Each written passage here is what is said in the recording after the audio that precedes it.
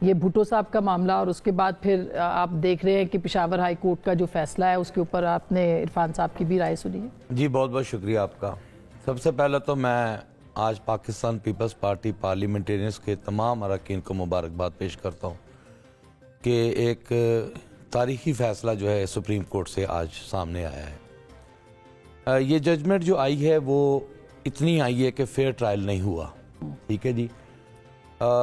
میں سمجھتا ہوں کہ سپریم کورٹ کو اس کیس کے متعلق اس کی ہسٹری کی بیک تک جانا چاہیے, روٹ تک جانا چاہیے کہ مدعی نے ایف آئی آر کٹوائی, اس کا چلان ہوا, پولیس ریکارڈ کہاں ہے, اس کو سامنے لانا بہت ضروری ہے.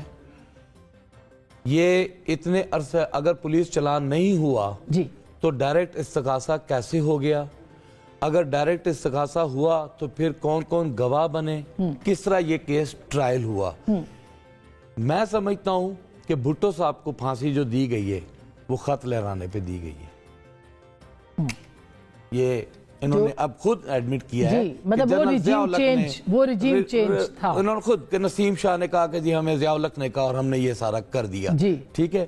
میں مدعی کی بھی سٹیٹمنٹ سن رہا تھا شام کو, مدعی بھی بات کر رہا تھا, لیکن دیکھیں میں نے شام سے کوشش کر رہا ہوں کہ اس کی ایف آئی آر کی کاپی جو ہے وہ میں ڈھونڈوں.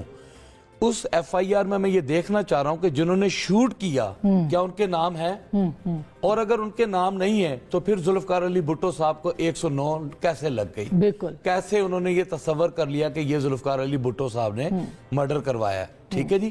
لہٰذا یہ سمجھ میں آتی ہے کہ اس وقت کی ہسٹری کو آج سے ریلیٹ کریں تو میرا خیال ہے خط لہرانے کی تاریخ آج بھی دہرائی گئی ہے اور ہمارے لیڈر اندر ہیں. اچھا, ہمیں اچھا لگتا, ہمیں اچھا لگے گا کہ ہم ذوالفقار علی بھٹو صاحب کی اس شہادت میں ان کے ساتھ کھڑے ہیں, ان کے ساتھ جو ناانصافی ہوئی ہے ہم ان کے ساتھ کھڑے ہیں. ہم امید کرتے ہیں کہ اسی طرح یہ کبھی خان صاحب نے نہیں کہا, یہ ہم اسی طرح توقع کرتے ہیں کہ محترمہ بے نظیر بھٹو کی شہادت کو بھی بے نقاب ہونا چاہیے, ان کے قاتل بھی سامنے آنے چاہیے, اور ان کو چاہیے کہ اس خط کی داستان کو آج پارلیمنٹ میں اور فیئر ٹرائل